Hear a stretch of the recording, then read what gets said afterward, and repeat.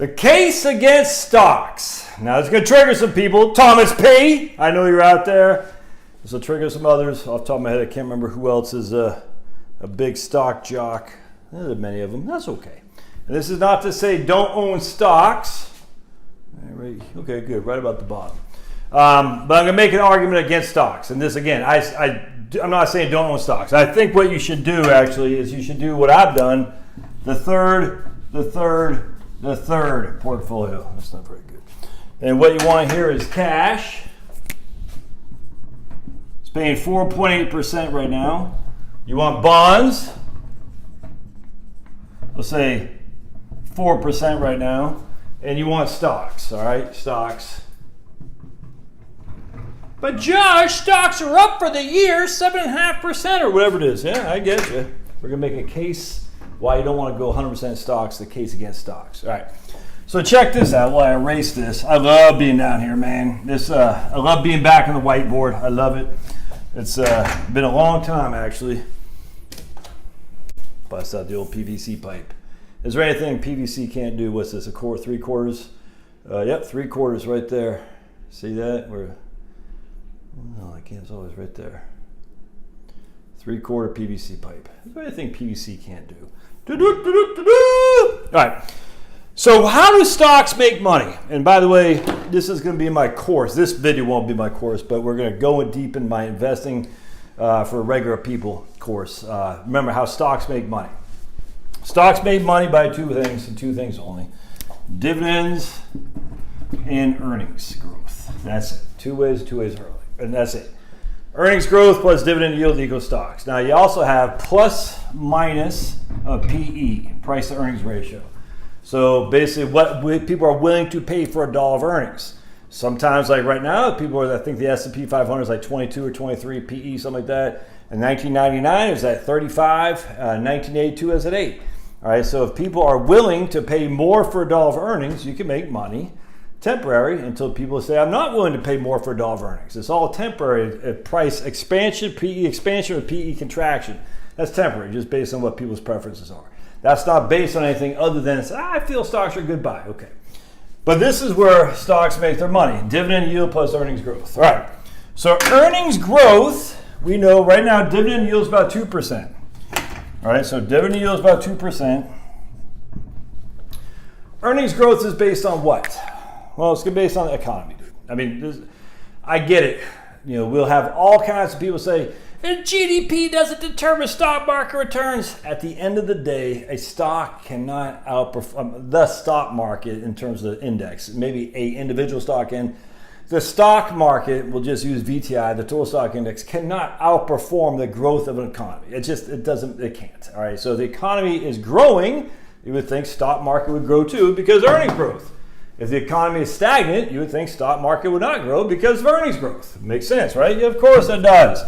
So now we look at what happened in World War II. All right, post-World War II, what do we have? We had a couple things. And if you weren't on my locals channel, you missed this because I talked about it today on the locals channel live.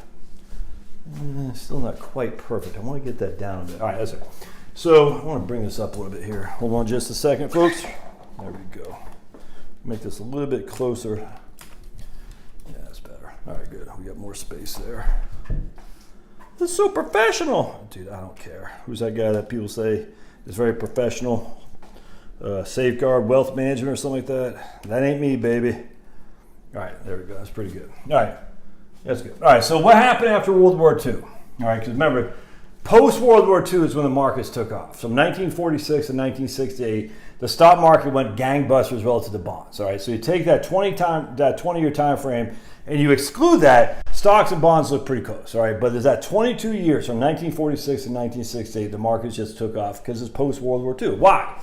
Well, because we had what? Low debt. It's not working.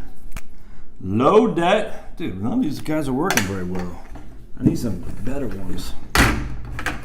Low debt, there we go. Hopefully you guys can see that. Yes. And high population. The silent generation, we're pumping out babies left and right, dude. You know, freaking Grandma Smith drunk a cup of tea and she's getting pregnant. You know what I'm saying? They're having babies left and right.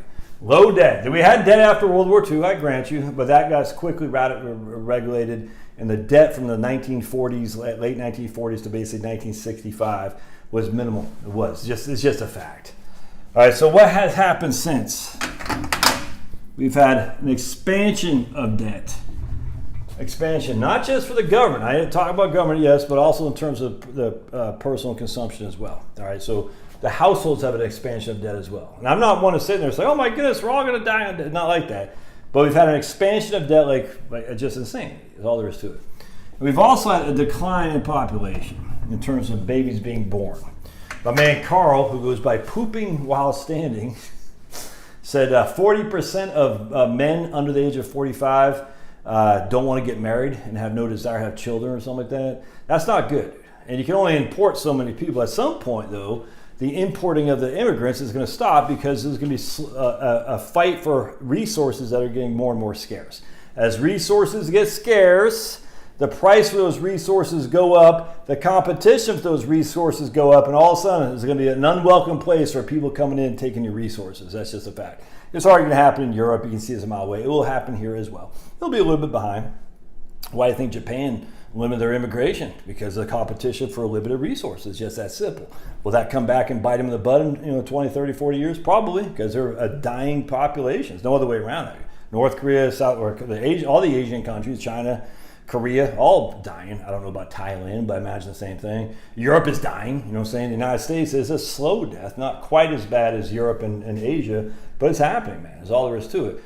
And on top of that, we're having more and more regulation to make our resources be even more scarce. All right, so we're going to have a declining amount of resources and more people fighting for those limited amount of resources, which means we're not going to have this population growth. The only reason the United States has had population growth is because of immigration. That's it, man. You know, Catholics aren't having kids.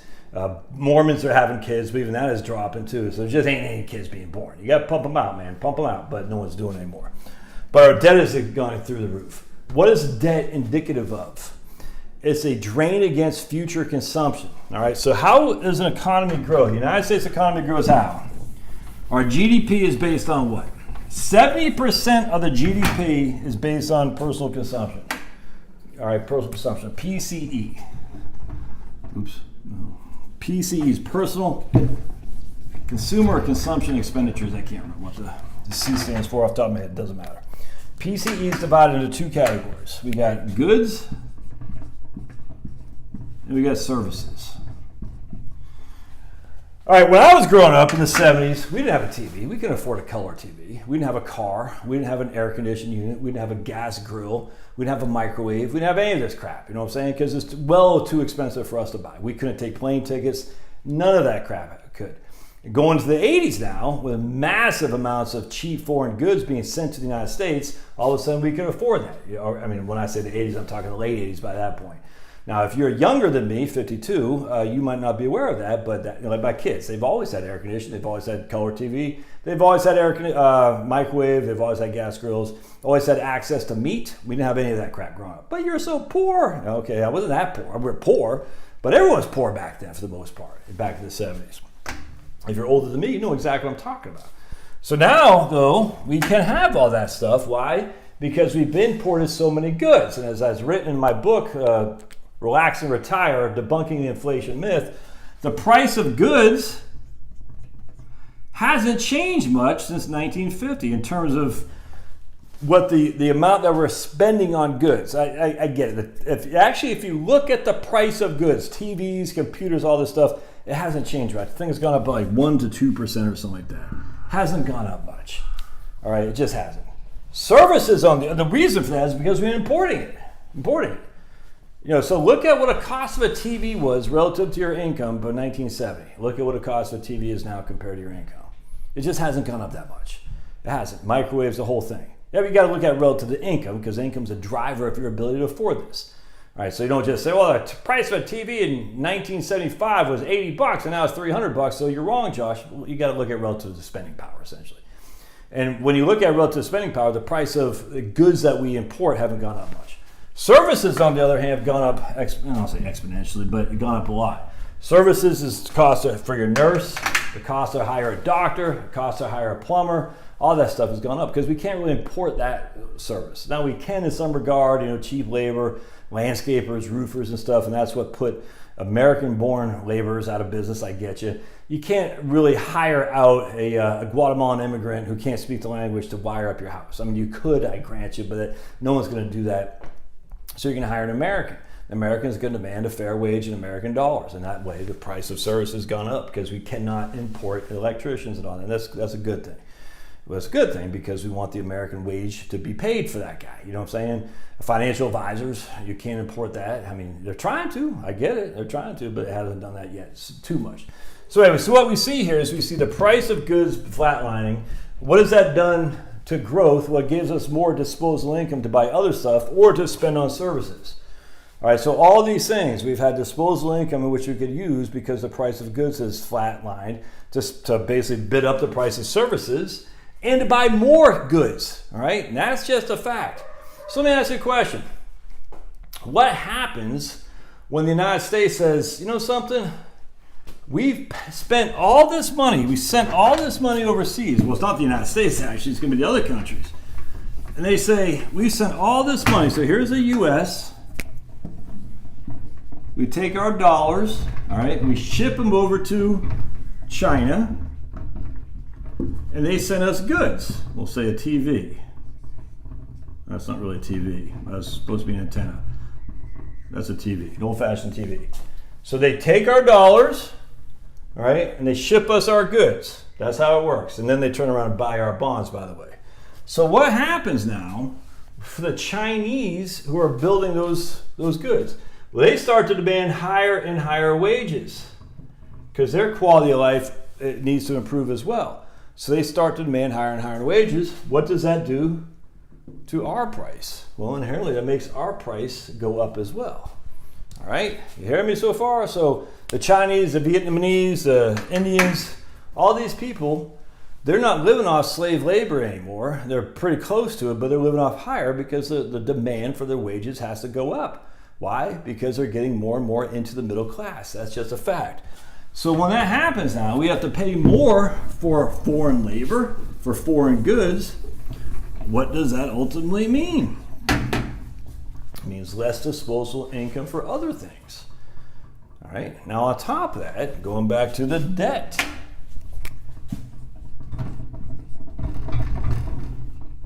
Less disposable income for other things, to include services and other goods, but on top of that, we have massive amounts of debt that we have right now, as a country and as a family unit as well. What does debt do? Again, it pulls consumption from the future to today. It's like a sugar high. And my man Dougie B. Fresh sent me an article today talking about student loans. When they deferred, and under CARES Act, they said you can defer a payment on student loans. You know what people did? Did they pay down debt? Did they add to their wealth? No. You know what they did? They took on more debt. Isn't that crazy? University of Chicago did a study. I was stunned by this. University of Chicago, they did a study and they said when they allowed for deferment of student loans under the CARES Act for direct lending from the Treasury for student loans. So you had two different groups of people, the student loan recipients from the bank, from private entities, and the student loan recipients from the government. They can't, the authority given in Biden did not allow him to defer private banking student loans, but it did directly from the US Treasury. So the people who received deferments on their student loan payments from Biden, essentially, what they did is they did not pay down debt.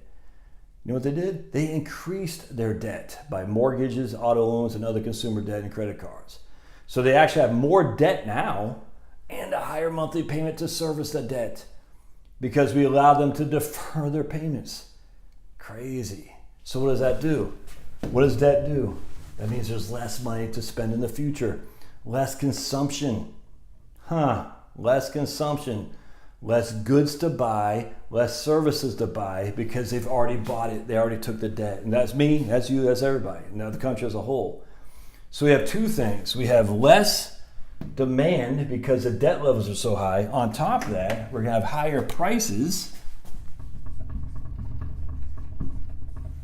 because the labor that we were accustomed to selling us cheap TVs in the 1970s and 80s when China was just literally as a freaking, living in huts. Now they have regular homes. They're regular middle-class Chinese. Now that they're poor compared to us, don't get me wrong, but relative to they were 30 years ago, they're freaking living large. And they're not going to say, yeah, it's okay, don't pay us any labor. We want to be paid more. And guess what? China has a population decline as well. Thus, there's less people to do that labor as well. What happens to wages when there's less people to do it? It goes up. Scarcity increases prices everywhere. And labor and goods, it doesn't matter. What do you think a share buyback is?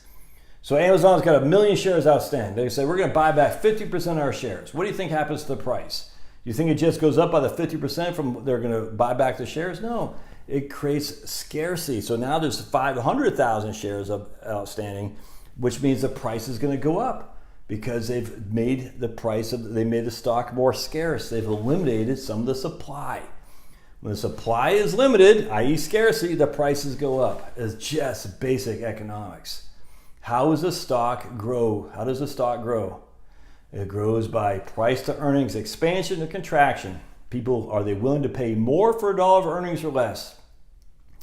As disposable income gets reduced because of massive amounts of debt service, you got to service the debt somehow. You got to service that debt. As disposable income gets reduced because of more debt service, and as prices on other stuff, the goods we've been used to buy for cheap go up because of more and more scarcity in labor. And the people who are still in the labor in those countries still doing it, they want higher wages as well. What does that do? That leaves less money to bid up $1 for price to earnings ratio, which means if you're relying on what I call the greater fool theory, and again, in my new course, I talk about that a lot. The greater fool, it's not ready. It'll be ready by the end of this month. If you're relying on the greater fool theory, that someone's going to pay you more than what you pay for your stock, well, that someone might not come to fruition because that someone's like, dude, I got no money. I got heavy debt load and I can't afford these prices. So I got to watch my back. I don't have more disposable income to buy your stock. You bought it for 50, I'll pay it for 40, but I'm not paying for 55. I don't have the kind of cash flow. So PE contraction, i.e. what people are willing to pay for $1 of earnings. On top, the dividend yields are still about 2%. And then the big one is earnings growth. As prices go up, cost of labor goes up, the scarcity of basic things like energy, frankly, it becomes more and more scarce because all the regulations and Biden just canceled the pipeline that Trump had issued in Minnesota, and it's just idiotic, dude. You know what I'm saying? I mean, this is just, it's not doomsday, but it's going to make the inputs, cost of goods sold, businesses, they sell a widget for $1. Is that their profit? No, that's the revenue. What's the profit? You take your revenue, the $1 for the widget, and you subtract the cost of goods sold. So we sell it for $1. COGS are 80 cents.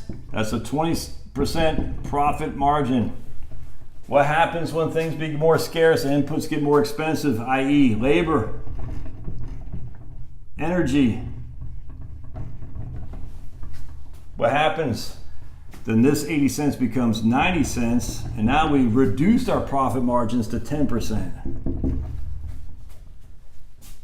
What's the stock based on? Earnings growth. If profit margins are reduced from 20% to 10%, what happens to earnings growth? Is that earnings growth or earnings decline? That's inherently an earnings decline. So all these people out there will say, oh, but Josh, from 1926, and you got to look at it post-World War II. Post-World War II was a boom like we hadn't had. Abundant people, i.e. more people competing for jobs, which means you can keep the wages low. Union busing happened, rightly or wrongly. I mean, the unions, of course, they went over the top. Everything goes over the top. The pendulum always swings. On top of that, cheap foreign labor, immigrants imported to the United States, basically exporting our manufacturing base.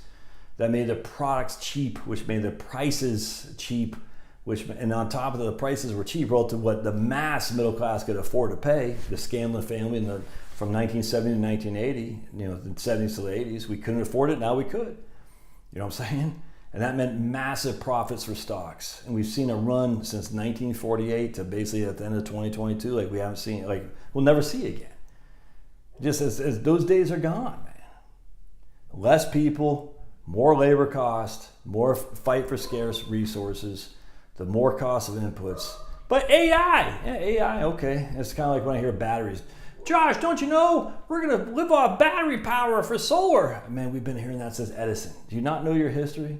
They've been talking about battery powers to funnel batteries from the solar, from the photovoltaic electricity, to store electricity, photovoltaic and wind power. Well, even hydro if you want. I mean, either way, it doesn't matter. But solar, photovoltaic, and wind power. We've been talking about batteries. We can live off batteries, and it hasn't happened, dude. It's not going to happen. It's just not. And you could say it will. That's fine. It's like me saying we're going to be AI is going to be driving our vehicles. It's not going to happen. It's not. And AI might replace some copywriters. It might replace some, was it Screen Guild Associates, whatever that thing is in Hollywood. It's not going to replace electrician.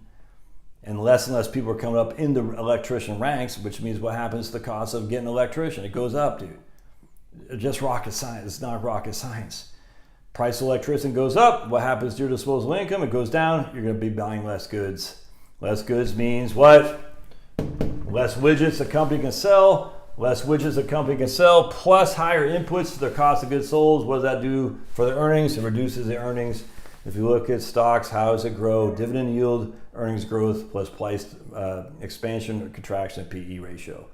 People will be less inclined to buy a stock for 50. They'll be more inclined to buy it for 40. As such, PEs go down. Dividend yield maybe stays flat. It might grow up a little bit. If the price of stock goes down, the dividend yield will go up. But the dividend itself doesn't necessarily go up. And on top of the earnings growth sinks. That's the case against stocks.